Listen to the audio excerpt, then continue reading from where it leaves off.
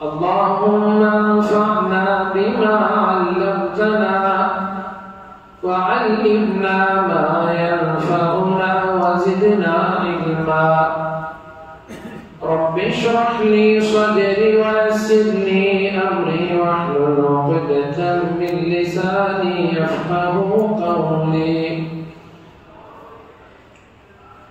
بزرگان محترم، نوجوانان مکرم، عزیز دوستو، اللہ تبارک و تعالی نے اپنے فضل و کرم سے اس کائنات کو پیدا فرمایا اور اس کی مختلف قسم کی مخلوق کو پیدا کیا. اللہ کی مخلوق زمین پر چلنے والی، چوپایوں جیسی، پروردگار کی مخلوق پانی میں رہنے والی، سمندر کی تاریک گہرائیوں میں زندگی اور حیات کی مثال قائم کرنے والے. پروردگار نے ایسے پرندے بنائے جو ایک ہی اڑان میں سینکڑوں میل کا فاصلہ طے کرتے ہیں. پروردگار کی کیسی قدرت ہے کہ اس نے دن اور رات کا نظام چلایا. سورج نکلتا ہے، پوری دنیا روشن اور منور ہو جاتی ہے. شام ڈھلتے ڈھلتے سورج جب غروب ہوتا ہے تو اللہ کا عجیب نظام ہے. اب تک جس دنیا میں روشنی تھی، اجالا تھا، وہی دنیا تاریک اندھیرے کی لپیٹ میں آ جاتی ہے. اللہ تبارک و تعالی نے اس پوری کائنات اور اس زمین پر سرداری کے لیے انسان کو پیدا کیا. اس کے لیے اللہ پاک نے کائنات کو مسخر کیا، ساری مخلوق کو انسان کی خدمت کے لیے متعین کر دیا. میں اور آپ کتنے خوش نصیب ہیں. اگر اللہ نے چاہا ہوتا تو ہم بھی کوئی جانور کی شکل میں دنیا میں ہوتے، پرندے کی شکل میں ہوا میں اڑ رہے ہوتے، طری کی مخلوق کی شکل میں پانی میں اپنی زیست و موت کا ثبوت دے رہے ہوتے. لیکن پروردگار نے احسان کیا، مجھے اور آپ کو اپنی مخلوق کا سردار بنایا، روئے زمین پر اپنا نائب اور خلیفہ بنا کر پیدا فرمایا. وَإِذْ قَالَ رَبُّكَ لِلْمَلَائِكَةِ إِنِّي جَاعِلٌ فِي الْأَرْضِ خَلِيفَةً. میں اور آپ زمین میں اللہ رب ذوالجلال کے خلیفہ، اس کے نائب. اللہ پاک نے تمام مخلوق میں مجھے اور آپ کو افضل بنایا، اشرف بنایا، اور انسان اور ساری مخلوق کو دنیا سے فنا ہونا. اس نے فرمایا کل من علیہا فان. جو کچھ زمین پر، جو کچھ کائنات میں، جو بھی یہاں موجود ہیں، سب کو فنا ہونا ہے. دنیا میں کوئی ایسا نہیں آیا جو ہمیشہ کے لیے اسی دھرتی پر چلتا پھرتا ہے، یہاں کی آب و ہوا کا استعمال کرتا ہے اور ایسے ہی زندگی کے مزے لوٹتا ہے. کسی کا غم ہمیشہ کا غم نہ رہا، کسی کی خوشی ہمیشہ کی خوشی نہ رہی. سب کو فنا ہے. دوام اگر کسی کو ہے تو وہ ایک اللہ کو ہے. وہ ہمیشہ سے ہے، ہمیشہ رہے گا. اس کی بادشاہت ہمیشہ سے ہے اور ہمیشہ رہے گا. باقی سب دنیا میں آنے جانے والے چند دن کے مہمان، اور اسی زندگی کا اللہ پاک کل قیامت میں حساب بھی دے گا. انسان دنیا میں چونکہ سامنے اللہ تبارک و تعالی موجود نہیں، باوجود اللہ کی مخلوق کو دیکھنے کے، اس کی تخلیقات کو دیکھنے کے، اس کی اس کائنات کے بہترین سنہرے نظام کو دیکھنے کے، پھر بھی انسان اپنے رب کو بھلا دیتا ہے، غافل ہو جاتا ہے۔ یہ لیل و نہار کی گردش، یہ دن رات کی یہ گردش انسان کو بھلا دیتی ہے کہ اس کی منزل کیا ہے، وہ کہاں سے آیا تھا اور اسے کہاں جانا ہے، اور اسے کس کے سامنے کھڑے ہونا ہے، اس کا مالک کون، اس کا خالق کون، پیدا کرنے والا کون ہے، اسے زندگی دینے والا کون ہے۔ انسان اس دنیا کی رنگینی، یہاں کے سکھ اور دکھ میں رہتے ہوئے بھول جاتا ہے، تو اللہ تبارک و تعالیٰ نے پیغمبروں کو بھیج کر انسانوں کو یاد دلایا، میرے بندو تم خود بخود پیدا نہیں ہوئے، بلکہ تمہارے بنانے والا میں ہوں۔ تمہیں بغیر کسی قانون کے دنیا میں نہیں بھیجا گیا، تمہارے لیے ایک قانون ہے، وہ قانون میرے نبی، میرے رسول تم کو بتاتے، وہ قانون دین کا، شریعت کا، احکام خداوندی کا پیغمبروں نے اپنے اپنے زمانے میں اپنی امت کو بتایا، انسانوں کو سمجھایا، اے انسانوں تم بیکار پیدا نہیں کیے گئے، تمہارے پاس زندگی کا جو وقفہ ہے آپ کو ایسے ہی نہیں دے دی گئی، اللہ کے پاس لوٹ کر بھی جانا ہے۔ قرآن مجید نے اس کو بڑے خوبصورت انداز سے بیان کیا۔ اللہ نے ارشاد فرمایا افحسبتم، کیا تمہارا یہ گمان ہے، انما خلقناکم عبثا، کہ ہم نے تم کو ایسے ہی عبث یعنی بیکار پیدا کر دیا، تم سے کوئی پوچھنے والا نہیں، تمہاری کوئی ذمہ داری نہیں، تمہارے سامنے کوئی حکم نہیں، کیا ایسے ہی تم کو پیدا ہم نے بیکار کر دیا؟ وَأَنَّكُمْ إِلَيْنَا لَا تُرْجَعُونَ، اور یہ کہ تم ہماری طرف لوٹائے نہیں جاؤ۔ اللہ رب ذوالجلال ہم سے اپنی زندگی کا محاسبے کے بارے میں یاد دلانا چاہتا ہے، سمجھانا چاہتا ہے، میرے بندو تم بیکار نہیں بنائے گئے، تمہیں بیکار پیدا نہیں کیا گیا، تمہارا پیدا کرنے والا خالق و مالک تمہیں اپنے پاس بلا کر تمہاری زندگی کے ایک ایک پل کا حساب لے گا، ایک ایک گھڑی کا حساب لے گا، لمحے لمحے کا تمہیں رب کے سامنے جواب دینا پڑے گا۔ افحسبتم انما خلقناکم عبثا وانکم الینا لا ترجعون، میرے بندو اگر کسی کا یہ خام خیال، بدگمانی ہے کہ تم لوٹائے نہیں جاؤ گے، دوبارہ اٹھائے نہیں جاؤ گے، انسان تو دنیا میں آ کر اپنے رب کو اتنا بھول جاتا ہے، وہ پوچھتا ہے کیا جب انسان کی ہڈیاں بوسیدہ ہو جائیں، گل جائیں، سڑ جائیں، وہی رمیم، وہ بوسیدہ ہو جائیں، تو پھر اس کو کون اٹھائے گا، کون دوبارہ اسے زندہ کرے گا؟ قرآن نے کہا وَلْيُحْيِيهَا الَّذِي أَنشَأَهَا أَوَّلَ مَرَّةٍ، پیغمبر آپ ان لوگوں کو، مشرکین مکہ کو، ان کافروں کو، ان خدا سے دور بھاگنے والوں کو بتا دیں، ان کو سمجھا دیں، اور ان کے ذہن و دل میں، دماغ میں بات بٹھا دیں کہ وہی ذات دوبارہ اس کو زندہ کرے گی جس نے پہلی مرتبہ انسان کو پیدا کیا، جب کچھ نہ تھے، تمہارا نام نہ تھا، تمہارا نشان نہ تھا، کوئی علامت تمہاری نہ تھی، اللہ نے تم کو پیدا کر دیا، عدم سے وجود میں لانے والا۔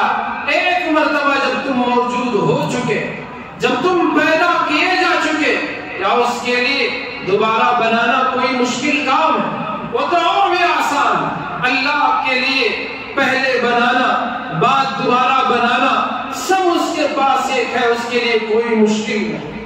انسان کو سمجھانے کے لیے، بندوں اور بندیوں کو بتانے کے لیے اللہ رب ذوالجلال نے مثال دی، پہلی دفعہ جب تم تھے نہیں تب بنا دیا جانا اللہ کے لیے آسان ہے، کیا دوبارہ بنانا، دوبارہ اس کو جوڑنا، دوبارہ اس کو اٹھانا اللہ کے لیے کوئی مشکل کام ہے؟ جی نہیں، ہرگز نہیں۔ اللہ تبارک و تعالی بغیر نمونے کے پیدا کر انسان کوئی چیز بناتا ہے، ہوائی جہاز بنایا، پرندوں کو اس نے دیکھا، اس پہ غور کیا، پرندہ نمونہ ہے، اسے دیکھ کر اس نے ہوائی جہاز بنایا۔ اس کے لیے انسان نے جو چیزیں استعمال کی وہ بھی اللہ کی بنائی ہوئی چیزیں ہیں، اللہ کی پیدا کردہ۔ اس نے معدنیات کو استعمال کیا، ان کو جوڑا، ایک سانچے میں ڈھالا، پھر ان پرندوں کے نمونے کو دیکھ کر ہوائی جہاز بنایا۔ اللہ پاک نے چوپائے بنائے، 4 پیر والے جانور بنائے، ان جانوروں کو دیکھ کر انسان نے گاڑی بنائی۔ 2 پاؤں کا انسان ہے، اسے دیکھ کر 2 پہیوں کی گاڑی انسان نے بنائی۔ انسان کوئی چیز بناتا ہے تو اس کے لیے نمونے کی ضرورت ہے، اس کا کاپی، اس جیسی نقل اتارنے کی وہ کوشش کرتا ہے۔ اللہ رب ذوالجلال کے لیے کسی بھی چیز کو بنانے کے لیے کسی نمونے کی ضرورت نہیں۔ وہ کہے ہو جا، آسمان بن جائے گا، وہ کہے ہو جا، زمین پیدا ہو گئی، وہ کہے ہو جا، ہوا وجود میں آ گئی، وہ کہے ہو جا، اور روشنی نے جنم پا لیا، وہ کہے کن، تو ان اندھیروں نے اپنا وجود پا لیا۔ وہ اللہ کی مرضی ہے۔ اللہ تبارک و تعالی اپنے امر کن سے ساری کائنات کو اس نے پیدا کیا۔ ابھی اسی کے نظام، اسی کے زیر انتظام ساری کائنات کا نظام چل رہا ہے۔ اللہ رب ذوالجلال اس کائنات کے نظام کو چلا رہے ہیں۔ انسان کو اگر باہر کی کائنات سمجھ میں نہ آئے، اپنا یہ وجود غور کرے۔ انسان صبح اٹھتا ہے، اس کی جان میں جان آتی ہے، آنکھوں کو نظر آنے لگتا ہے، کان کو سنائی دیتا ہے، زبان بولتی ہے اور ہاتھ کام کرتے ہیں، پیر چلنے لگتے ہیں۔ وہ جو کچھ چاہتا ہے اس کی طرف کوشش کرتا ہے، محنت کرتا ہے، اسے حاصل کرنے کی کوشش اور صحیح جدوجہد کرتا ہے۔ اللہ نے مقدر میں رکھ دیا ہو تو اس کی چیز کو وہ پا لیتا ہے۔ اتنا ایک خوبصورت نظام، انسان اس نظام کو قائم رکھنے کے لیے اللہ تبارک و تعالیٰ نے اسے بھوک کا نظام دیا، پیٹ بنایا، غذا کے ہضم ہونے کی صلاحیت رکھی، اور ادھر دنیا میں غذا کو پیدا کیا، اناج اگائے، انسان اس سے اپنی بھوک کو مٹاتا ہے۔ پانی کے ذخیرے اس نے بنا کر رکھ دیے جس سے انسان اپنی پیاس کو بجھاتا ہے۔ میرے رب کا کتنا حسن انتظام ہے، کیا خوبصورت نظام ہے رب ذوالجلال کا۔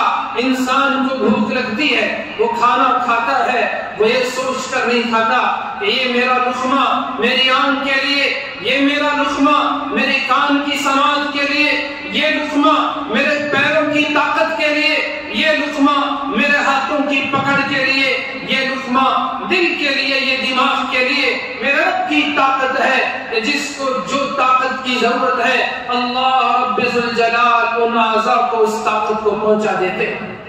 کتنا بہترین نظام اللہ نے بنایا۔ اگر کوئی غذا کھائے، ہاضمے کی خرابی کی بیماری لاحق ہو جائے، کتنا پریشان ہو جائے۔ حکیموں کے پاس، ڈاکٹروں کے پاس، ایک ڈاکٹر کے پاس علاج نہ ہوا، دوسرے کے پاس علاج نہ ہوا، بڑی ہاسپٹل، اس سے اچھی ہاسپٹل، اسپیشلسٹ کے پاس خصوصی مخصوص ڈاکٹروں کے چکر لگاتا ہے۔ کتنا رب کا احسان ہے۔ ایک وقت وہ بھی ہم پر گزرا جس وقت ہم ایک چاول کا دانہ کھانے کے قابل نہیں تھے۔ اللہ پاک نے ہمارے لیے جانوروں کے تھنوں میں دودھ دیا، لیکن اسے بھی ہضم کرنے کی قوت نہ تھی۔ اللہ رب ذوالجلال نے ہماری اس ماں کے سینے کو جہاں خون تھا، ان خون کی نالیوں میں اللہ پاک نے دودھ کا انتظام کیا۔ میرا یہ بندہ ابھی چھوٹا ہے، ابھی اس کے اندر ہضم کرنے کی صلاحیت نہیں، طاقت نہیں، تو اس لیے اللہ پاک نے ماں کے سینے سے ہمارے لیے غذا کے طور پر دودھ کا انتظام کیا۔ بچہ وہ ماں کا دودھ پی کر اپنا گزارا کرتا ہے اور اپنے دن گزارتا ہے، اس کی راتیں بیتتی ہیں۔ دھیرے دھیرے یہ بچہ بڑا ہوتا ہے اور پروان چڑھتا ہے، اور پھر انسان کو اپنی اس کائنات یعنی اللہ کے اس کے انسان کی تخلیق کی جو کائنات ہے، خود کی جو کائنات ہے، انسان اگر اس میں غور کرے گا تو پھر اللہ تک پہنچنے کا راستہ آسان ہوتا ہے۔ خدا کی خدائی، اللہ اکبر، اس کی کبریائی، اس کی عظمت و بڑائی انسان سمجھ سکتا ہے۔ وَفِي أَنفُسِكُمْ أَفَلَا تُبْصِرُونَ، آسمانوں میں تمہارا رزق ہے، زمینوں میں تمہارا رزق ہے، کون ہے جو یہ رزق کا انتظام کرنے والا؟ وَفِي السَّمَاءِ رِزْقُكُمْ، اللہ پاک نے آسمانوں میں، زمینوں میں، کائنات کے ذرے ذرے میں انسان کی زندگی کے بقا کا سامان رکھا۔ جب اللہ پاک نے سب کچھ دیا، اس کے باوجود انسان خدا کو بھول جاتا ہے اور یہ غافل ہو جاتا ہے کہ وہ اللہ کی مخلوق ہے، وہ اللہ کا پیدا کردہ ہے، اس کے اوپر ایک نظام ہے، اللہ پاک نے اسے بیکار بھیجا نہیں ہے۔ قرآن میں اللہ نے، جیسے میں نے ابھی پڑھ کر سنایا، ہم سے پوچھتا ہے اَفَحَسِبْتُمْ أَنَّمَا خَلَقْنَاكُمْ عَبَثًا، میرے بندو کیا تم نے یہ گمان کر لیا کہ ہم نے تمہیں بیکار پیدا کر دیا؟ وَأَنَّكُمْ إِلَيْنَا لَا تُرْجَعُونَ، اور یہ کہ تم میری طرف لوٹائے نہیں جاؤ۔ ہمیں بار بار یاد دلا رہا ہے، یا ایھا الانسان ما غرک بربک الکریم، اے انسان تجھے تیرے رب کریم کے بارے میں کس چیز نے دھوکے میں ڈال دیا؟ کیوں اس سے تو غافل ہے؟ اس نے تجھے پیدا کیا، پروان چڑھایا، خوبصورت یہ آنکھیں دی، یہ جسم دیا، سب کچھ دیا، اس سے غفلت کر کے کس کے دھوکے کا تو شکار بن رہا ہے؟ تیری یہ زندگی بیکار سمجھ کر ضائع نہ کر، اللہ کے یہاں تجھے حساب بھی دینا۔ حضرات انبیاء علیہ السلام یہی بات اپنی امتوں کو سمجھائی۔ سرکار مدینہ، تاجدار دو عالم، فخر بنی آدم، نبی محترم، رسول محتشم حضرت محمد الرسول اللہ صلی اللہ علیہ وسلم نے اپنی امت کو یہی سمجھایا، لوگو ایک اللہ کے بن جاؤ، وہی تمہارا خالق و مالک ہے۔ دنیا کی کوئی طاقت، بظاہر وہ طاقت ہے، لیکن تمہارے نفع اور نقصان کی وہ مالک ہے۔ نفع نقصان کا مالک ایک اکیلا اللہ ہے۔ یہ بات صحابہ کرام نے سمجھ لی۔ اللہ کے نبی نے ان کو حکم دیا، جاؤ دنیا کے دیگر خطوں میں رہنے والے انسانوں تک یہ پیغام پہنچا دو۔ حضرت عمر کے زمانے میں مسلمانوں نے زیادہ تر دنیا کے کونے کونے کے جہاں اسفار شروع کیے، اسی زمانے میں اس ملک ہندوستان میں بھی صحابہ کرام نے قدم رکھا۔ تجارت کی غرض سے آئے، بہترین تجارت کرنے والے مسلمان اس ملک میں ہر دور میں آتے رہے۔ جہاں سمندر کے ساحلی علاقے ہیں، وہاں مسلمانوں نے قدم رکھا، اور ان کی آمد کی برکت سے لوگوں نے ان کو دیکھا، ان کے کلچر کو دیکھا، ان کی تہذیب کو دیکھا، ان کے اٹھنے بیٹھنے کو دیکھا، ان کے رفتار کو دیکھا، ان کی گفتار کو دیکھا، ان کے کردار کو دیکھا۔ یہاں کے جو باشندے تھے انہوں نے اسلام قبول کرنا شروع کر دیا۔ کتنے اچھے انسان ہیں، فرشتے صفت انسان ہیں، کیا ان کی خوبیاں ہیں، کتنے اچھے بھلائیاں ہیں، کیسا ہمدردی کا سلوک کرنے والے، خیر خواہی کا جذبہ رکھنے والے، انسانیت کا دم بھرنے والے، ایک دوسرے کے کام آنے والے، راتوں میں اللہ کے سامنے رونے والے، دن میں مخلوق کی خدمت کرنے والے۔ اگر اپنے پیٹ کے لیے تجارت بھی کرتے تھے تو ایسی تجارت ان کی، ایسا ان کا ایک کاروبار، مثالی کاروبار، نہ اس میں جھوٹ کی ذرا برابر ملاوٹ ہے، نہ دھوکہ ہے، نہ ڈنڈی مارنا ہے، نہ غبن ہے، نہ خیانت ہے۔ کیا وفا، کیا بہترین مثال سے انہوں نے تجارت کی۔ چاہے ملک ہندوستان ہو یا ملک چائنا کی سرزمین ہو، مسلمان تاجروں نے یہاں قدم رکھا۔ ان کو دیکھ کر یہاں کے باشندے مسلمان ہونے لگے۔ تو اس ملک میں اسلام نے اپنے قدم رسول اکرم صلی اللہ علیہ وسلم کے زمانے میں، حضرت عمر رضی اللہ عنہ کے دور خلافت میں، اور اس کے بعد بھی تیزی سے اموی حکمرانوں کے دور میں اسلام تیزی سے اس ملک میں پھیل کر یہاں کی جڑوں میں، یہاں کی بنیادوں میں اسلام اور مسلمان شامل ہیں۔ یہاں کے باشندوں نے اسلام قبول کیا، یہاں کے لوگ مسلمان ہوئے، اور انہوں نے اپنا مذہب تبدیل کر کے اسلام کو اس لیے اپنایا کہ ان کے سامنے اسلام پر چلنے والے کا ایک ماڈل تھا۔ آج بھی یہ ملک پیاسا ہے، تہذیب و تمدن کلچر کے نام پر جو کچھ سونپا جا رہا ہے وہ سب کچھ ادھوری تہذیبیں، ادھورے کلچر، اس میں کوئی جان نہیں۔ ایسے ان کی تہذیب، آج بھی یہ ملک کی سرزمین پیاسی ہے، لیکن اسلام کے نام پر آج مسلمان جو اسلام کی خوبیاں انہیں اپنانا چاہیے تھا، ہم نے اسے چھوڑ دیا ہے۔ مسلمان کا دوسرا نام آج جھوٹ بن چکا ہے، مسلمان کا دوسرا نام آج خیانت بن چکا ہے، مسلمان کا دوسرا نام آج لٹیرا بن چکا ہے۔ مجھے معاف فرمائے میرے بھائیوں، آپ اس ملک کی اور پورے اسلام کی تاریخ اٹھا کر پڑھیں۔ اس ملک میں مسلمانوں نے اسلام کا پرچم اپنے کردار سے لہرایا تھا، اسلام کا جھنڈا انہوں نے اپنے اخلاق سے گاڑا تھا، لیکن آج ہم نے اس پرچم کو اکھاڑ کر پھینک دیا۔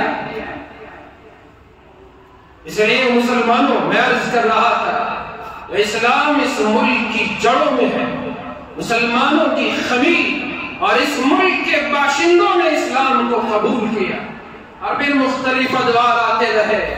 ایک زمانہ وہ تھا اس ملک میں چھوٹ چھات اور بھید بھاؤ کا بہت زیادہ معاملہ تھا۔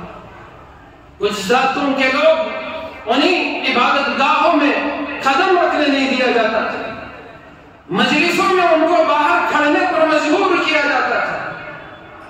اسلام کی رواداری، مسلمانوں کی مساوات کی تعلیم، وہ ایک انسان کو دوسرے انسان سے ممتاز قرار نہیں دیتے۔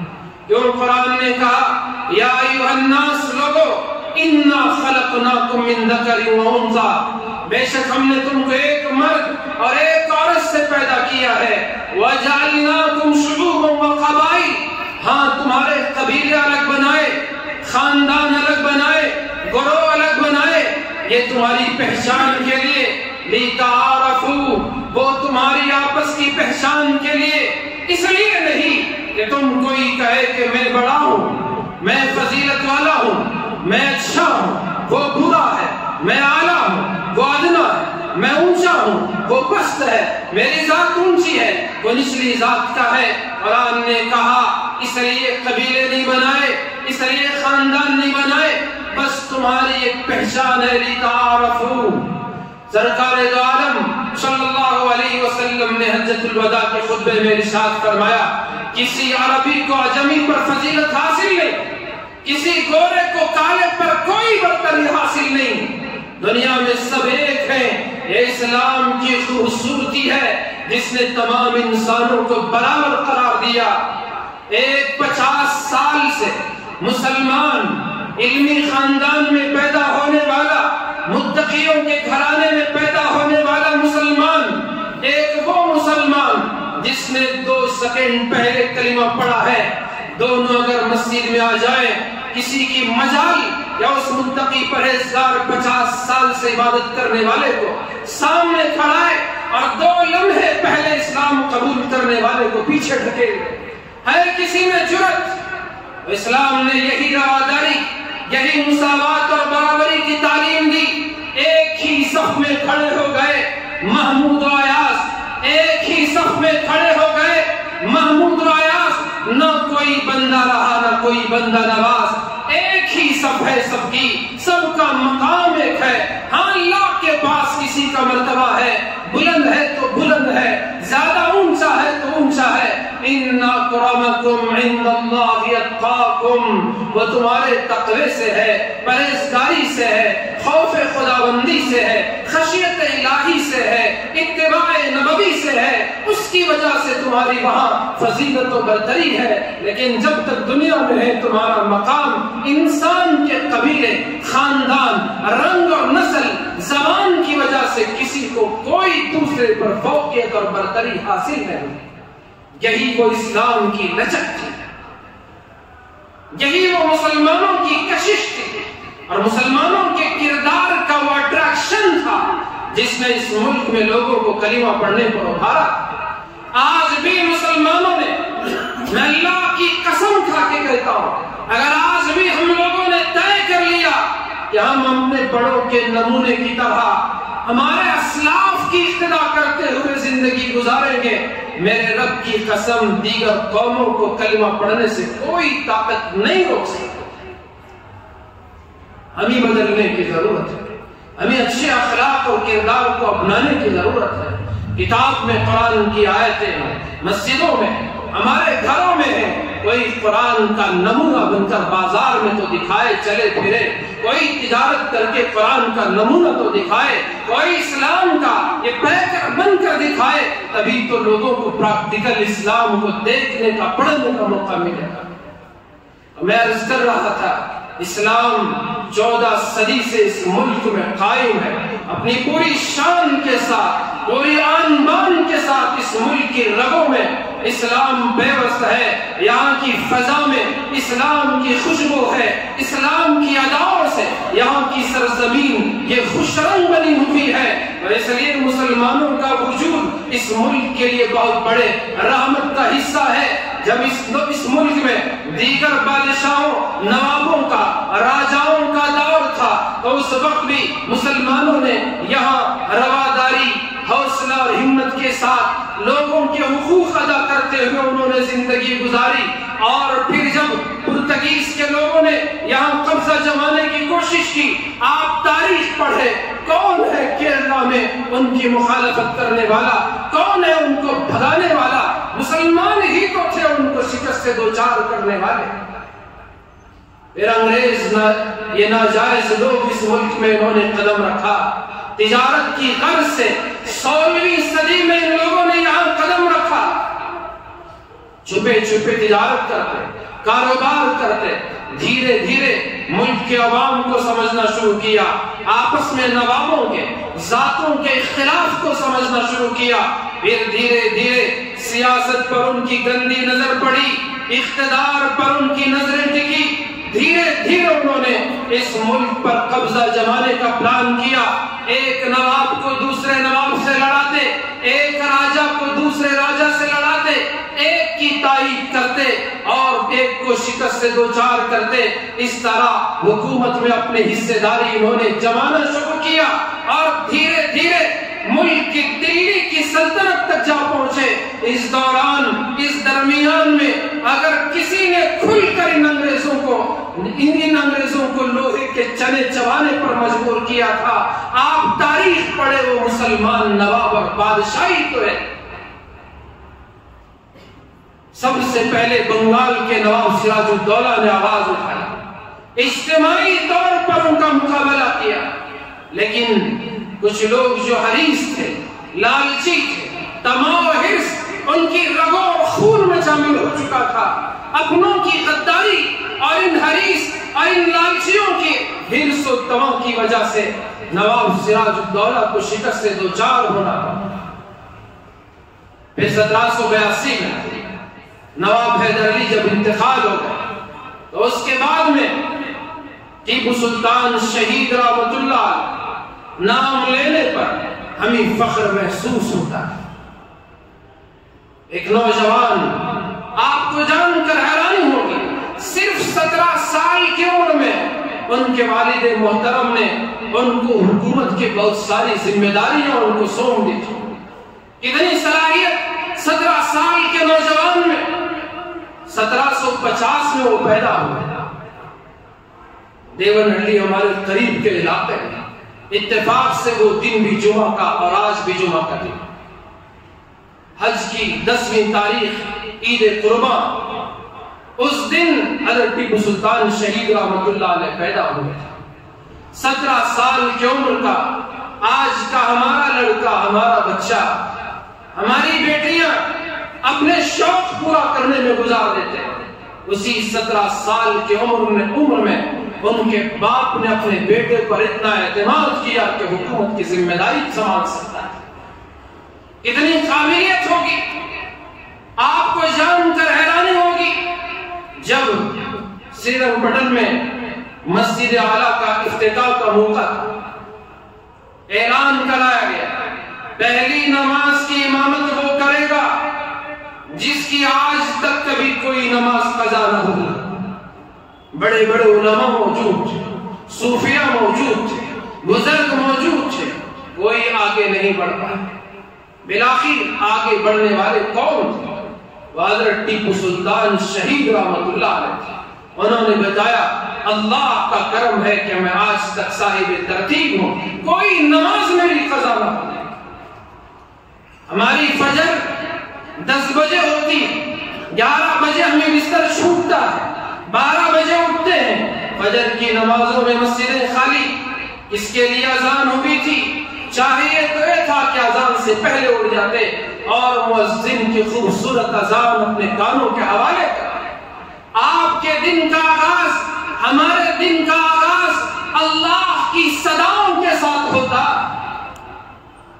اگر ہم کہہ دیں اس مجمع میں بتاؤ کس نے فجر کی نماز پڑھی، آج ہو سکتا ہے جلدی اٹھ گئے ہوں کچھ لوگ جھنڈا ترنگا لہرانے کے لیے، لیکن حقیقت ہماری اس سے دور ہے.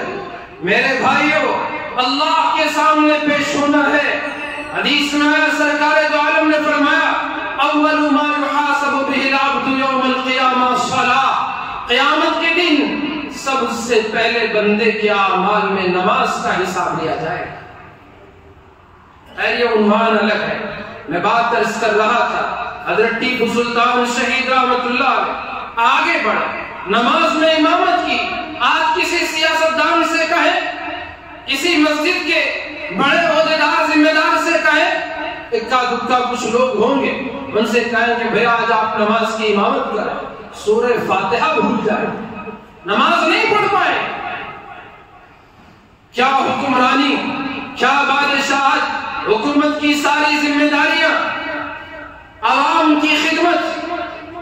ٹیپو سلطان شہید رحمت اللہ علیہ تو وہ تھے جنہوں نے اپنی حکومت میں ایک نیا کمیشن شروع کیا تھا کہ وہ چاہتے تھے حکومت تنہا شخص کی نہ ہو، عوام کی رائے بھی لی جائے. سب سے پہلے حکمرانی میں انہوں نے عوام کی، اس ملک میں عوام کی رائے کا، ان کی گزارشات کا ایک موقع دیا تھا کہ اپنی رائے کا، اپنی گزارشات کو شامل کیا جا سکے. انہوں نے یہ محکمہ بھی قائم کیا تھا. کبھی وقت ملے حضرت ٹیپو سلطان شہید کی سیرت ضرور پڑھیں، ان کی زندگی ضرور پڑھیں. جب بھی وہ فجر کو اٹھتے، ان کا معمول تھا کہ فجر سے پہلے قرآن کی تلاوت کیا کرتے تھے. قرآن کی تلاوت، مجھے بھی بولتے ہوئے بار بار مجھے بھی شرم محسوس ہوتی. قرآن کی تلاوت نہ کرتے ہیں، نہ سنتے ہیں، نہ اس میں ہماری دلچسپی اور نہ اس سے ہمارا دل لگتا. ہمارے نوجوان سے کہو وہ گانا سننے میں، گانے بجانے میں، ناچنے ڈانس کرنے میں اس کو مزہ آئے گا، اس کا دل لگے گا. قرآن کی تلاوت کی آواز اسے نہیں بھائے. وقت کا حکمران، تو میں عرض کر رہا تھا ٹیپو سلطان شہید وہ دوسرے بہادر تھے جو جانتے تھے، پہچانتے تھے کہ انگریز کی نگاہ بہت بری ہے.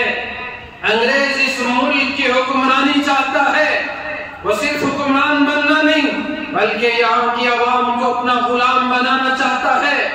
یہاں کی عوام اس کی نظروں میں سوائے نوکر اور غلام کے کوئی حیثیت نہیں رکھتی. تو اس لیے حضرت ٹیپو شہید رحمت اللہ علیہ نے ان کا مقابلہ کیا، ان کو شکست سے دوچار کیا.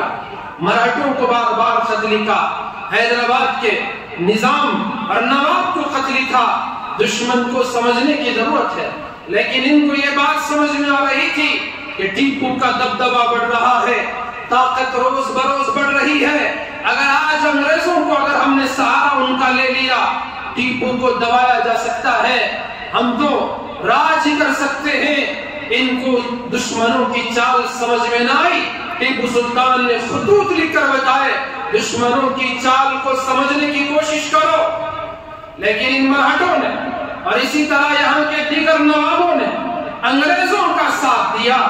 حضرت ٹیپو سلطان شہید رحمت اللہ علیہ جو ہمیشہ جیت کر فتح کرتے آ رہے تھے، دشمن نے اپنی طاقت بڑھا لیا. نئے اسلحے ان کے پاس آ گئے، نئی ٹیکنیک کا انہوں نے استعمال کیا. تو حضرت ٹیپو سلطان شہید رحمت اللہ علیہ نے راکٹ کا ایجاد کیا. یہ راکٹ انگریزوں کی نظروں میں چمتی تھی، اس کا خوف ان کے دلوں میں چھایا ہوا تھا۔ سب سے پہلے دنیا میں راکب کو متعارف کرانے والے حضرت ٹیپو سلطان شہید رحمت اللہ علیہ۔ آج کیوں کوئی سرزمین ٹیپو کی میسور کی اور کرناٹک کی سرزمین پر کوئی کیوں ایسا پیدا نہیں ہوتا جو ان کا کاپی کرے، ان کا حقیقی معنی میں فالوور بنے؟ ہاں، ٹیپو کے نام پر ہم نے بہت کچھ تنظیمیں بنا لی رحمت اللہ علیہ، لیکن ان تنظیموں کا کیا حال ہے ہم خود اچھی طرح جانتے ہیں۔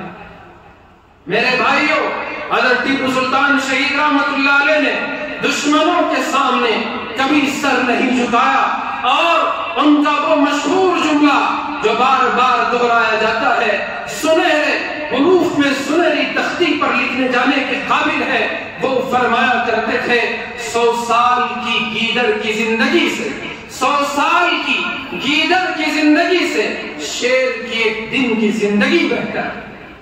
آج مسلمان گیدڑ کی زندگی کو وہ اپنانا چاہتے ہیں، وہ گیدڑ کی طرح جینا چاہتے ہیں، کسی کا آسرا آیا اس کے پیچھے چھپ کر اپنے دن گزارنا چاہتے ہیں۔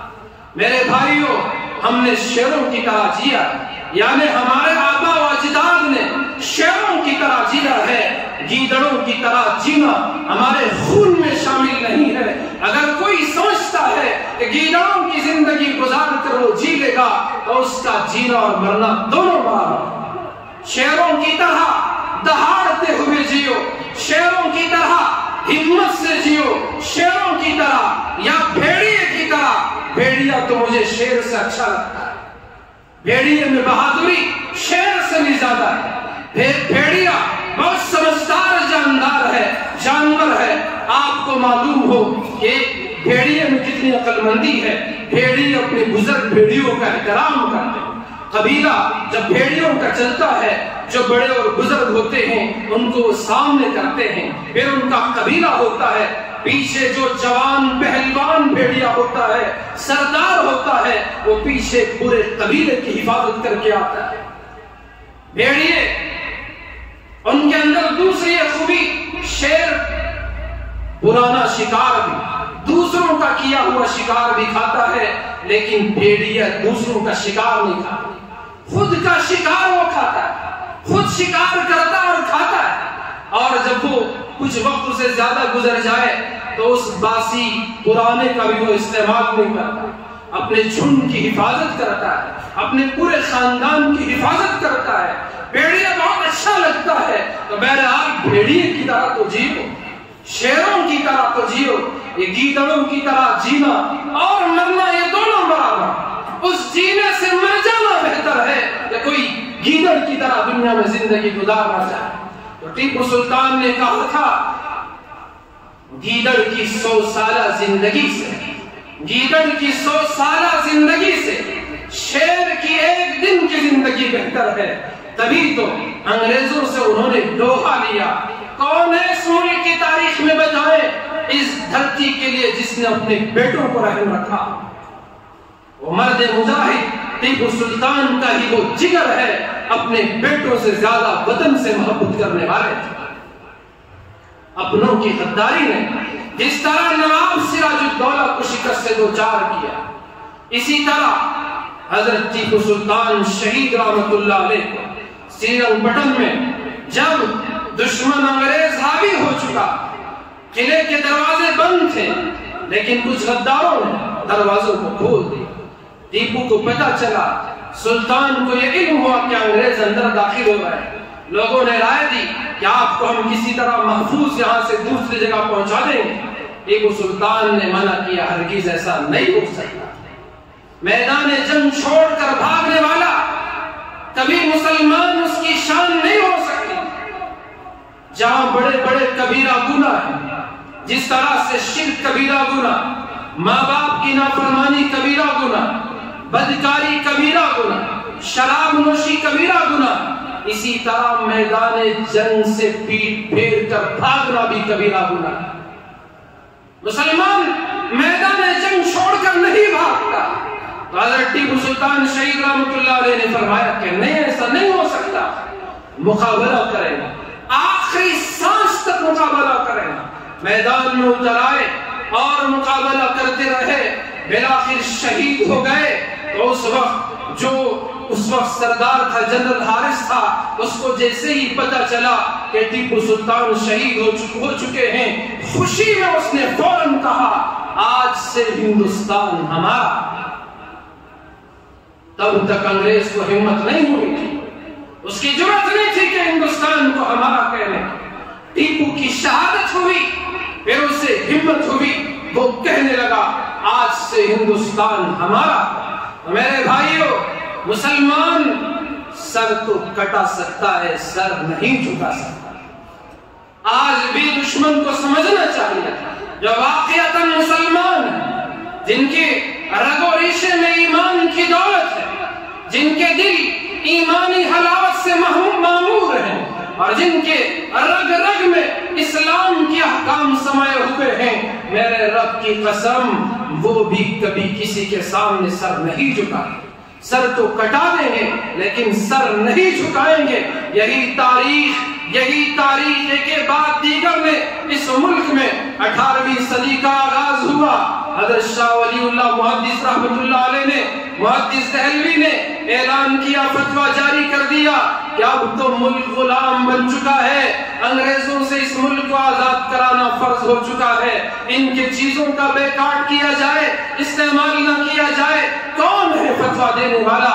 کوئی اور نہیں تھا، بوریے پر بیٹھ کر اللہ اور اس کے رسول کی باتیں پڑھانے والے ہی تو تھے۔ اور ان کے فرزندان، جسمانی و روحانی فرزندان نے پھر ان کے اس نعرے کے ساتھ جو ملک کے طول و عرض میں پھیل گئے اور اس ملک کے عوام کو بیدار کرنا شروع کر دیا۔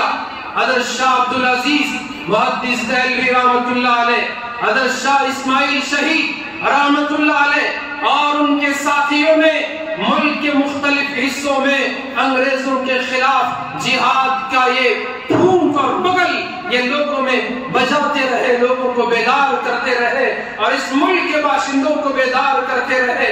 اس وقت زمانہ وہ تھا ملک کی دیگر قومیں انگریزوں کی گود میں سویا کرتی تھی۔ کون بیداری کا ثبوت دے رہا تھا؟ میرے اولاد کے آبا و اجداد تھے۔ آپ اس تاریخ کو کبھی نہیں بدل سکتے، آپ اس تاریخ کو کبھی نہیں مٹا سکتے۔ اس ملک میں جس وقت دیگر قوم کے لوگ انگریزوں کے تلوے چاٹ رہے تھے، مسلمانوں نے ان کے خلاف تلواروں کو ہاتھوں میں سونپ لیا تھا۔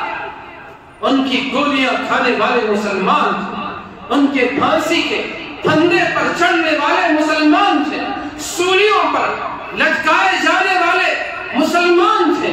مسلمانوں کو بے دریغ قتل کیا جا رہا تھا کیونکہ انگریز جانتا تھا کہ جب یہ قوم بیدار ہو جائے گی تو کوئی اس قوم کو دبا نہیں سکتا، کوئی روک نہیں سکتا۔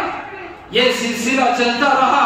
1857 میں وہ غدر کا جو پہلی ایک منظم جنگ آزادی ہوئی، اس میں بھی کون سامنے تھے؟ علماء کرام سامنے تھے۔ مولانا قاسم نانوتوی رحمت اللہ، حاجی امداد اللہ مہاجر مکی رحمت اللہ، مولانا رشید احمد گنگوہی رحمت اللہ علیہ، اور اسی طرح محمود الحسن دیوبندی رحمت اللہ علیہ اور بہت سے علماء کرام، انہوں نے اس جنگ آزادی میں کمان اپنے ہاتھوں میں لیا اور دشمنوں کے سامنے ڈٹ کر کھڑے ہو گئے اور ان سے ایک ہی جملے میں گویا یوں کہنا انہوں نے شروع کیا، ادھر آ ستمگر ہنر آزمائے، ادھر آ ستمگر ہنر آزمائے، تو تیر آزما ہم جگر آزمائے۔ انہوں نے زندہ دلی کا ثبوت پیش کیا۔ اگر انگریز سے ہاتھ ملا لیتے ٹیپو کی سلطنت بھی نہیں جاتی تھی، اگر انگریز سے ہاتھ ملا لیتے نواب سراج الدولہ کو جان گنوانے کی ضرورت نہیں پڑتی، انگریز سے ہاتھ ملا لیتے شاہ اسماعیل شہید اور شاہ عبدالعزیز شہید رحمت اللہ علیہ کو اپنی جانوں کو وہ قربان کرنے کی ضرورت نہیں پیش آتی۔ انگریز تو چاہتا بھی یہی تھا کہ پہلے مسلمان مان جائے، وہ مان گیا تو سب کچھ مان گیا، سب کچھ امان میں ہے، امن و امان میں ہے۔ لیکن مسلمانوں نے کبھی چین سے نہیں بیٹھا، وہ جانتے تھے کہ اس ملک کو کھوکھلا کر کے رکھ دیں گے، وہ وہ مغل سلطنت ہو یا اس سے پہلے کی مسلمانوں کی حکومت ہو، اس ملک میں اس ملک کی ترقی کا کام کیا، تبھی تو اس ملک ہندوستان بھارت کو سونے کی چڑیا کہا جاتا ہے۔ اس لال قلعے پر کھڑے ہو کر وزیر اعظم نے ہندوستان کا پرچم لہرایا، اس نے بنوایا، مسلمان بادشاہ نے بنوایا۔ کاریگر کون تھا؟ وہ بھی لاہور کے رہنے والے احمد نامی کاریگر، انجینئر، مسلمان کاریگر بھی، معمار بھی، بنانے خرچ کرنے والے بھی مسلمان بادشاہ تھے۔ تاج محل دنیا کے عجوبوں میں بہترین شاہکار ہے، کوئی اس کا ریکارڈ نہیں توڑ سکتا۔ کون ہے اس کے بنانے والے؟ کیسی بہترین عمارتیں، کیسی ٹیکنالوجیاں اس ملک کو دینے والے APJ عبد الکلام کا نام بھی آپ بڑی شان سے کھڑے ہو کر لیتے ہیں۔ کون ہے اس ملک کو نیوکلیئر ملک بنانے والا؟ میرے بھائیوں، اس ملک کو انگریزوں سے آزاد کرانے کے لیے مسلمانوں نے اپنے تن من دھن سب کی قربانی دی۔ بہادر شاہ ظفر جس وقت 1857 میں اس جنگ آزادی کی اغوائی کر رہے تھے، آپ جان کر حیران ہو کے 80 پر 2 سال کا یہ بوڑھا تھا، جس نے اپنے بڑھاپے کے باوجود، کبر سنی کے باوجود، ضعف کے باوجود ہندوستان کی سرزمین کو انگریزوں سے آزاد کرانے کے لیے ہندوستان کی عوام کو للکار رہا تھا، اور یہاں کی عوام نے اس کے ماتحت میں اس ملک کو آزاد کرنے کے لیے بڑی لڑائی لڑی، لیکن مقدر اور تقدیر کچھ اور تھی۔ اس ملک کو غلامی کی زنجیروں میں جکڑا دیا جانا تھا۔ پھر کیا ہوا؟ بادشاہی کو اسی کے سامنے، اسی کے چاروں بیٹوں کو کاٹ کر ان کے سروں کو وہ طبق میں رکھ کر انگریزوں نے بادشاہ بوڑھے باپ کے سامنے جوان بیٹوں کے سروں کو پیش کیا۔ انہیں کا کلیجہ اور جگر، ہم ہوتے تو جگر پھٹ جاتا اور مر جاتا، انہوں نے اس کو بھی برداشت کر لیا۔ کیا گزری ہوگی اس بوڑھے ضعیف کمزور باپ پر جس کے سامنے اس کے چاروں بیٹوں کے سر موجود ہو۔ تو اس ملک کی آزادی کے لیے، تمہارے میرے خوشی سے جینے کے لیے ہے، ملک کے تمام عوام سکون سے زندگی گزارنے کے لیے ہے۔ انسان دنیا میں آزاد پیدا ہوتا ہے، کسی کا غلام بن کر نہیں پیدا ہوتا۔ غلامی اگر کسی کی ہے تو وہ ایک احکم الحاکمین کی ہے، اس نے مجھے آپ کو ساری کائنات کو پیدا کیا ہے۔ تو اس آزادی کے لیے مسلمانوں نے سب کچھ قربان کر دیا۔ دلی کا کوئی درخت ایسا نہیں جس میں مسلمان عالم دین کی لاش لٹکی ہوئی نہ ملتی ہو۔